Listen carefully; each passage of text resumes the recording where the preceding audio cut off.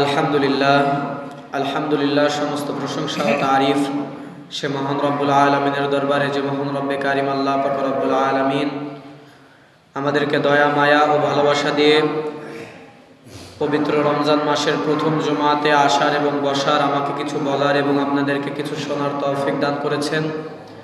এর জন্য প্রত্যেকেই অন্তর ও অন্তরের স্থল থেকে শুকরিয়া আদায় করি আলহামদুলিল্লাহ।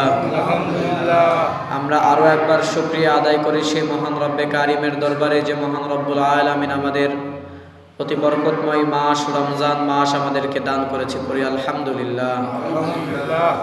তারপর লাখো কোটি দরুদ ও সালাম শান্তির ধারা বর্ষিত হোক আকা ইনামদার তাজিদারে মদিনা আহমদে মুস্তফা নূরে মুজাসসাম, আমার আপনার মতো গুনাহগারের শাফায়াতের কান্ডারি হুজুরপুর নূর জনাবে মুহাম্মদুর রাসূলুল্লাহ। সকলে অন্তর ও অন্তরের স্থল থেকে পড়ি সাল্লাল্লাহু আলাইহি ওয়াসাল্লাম।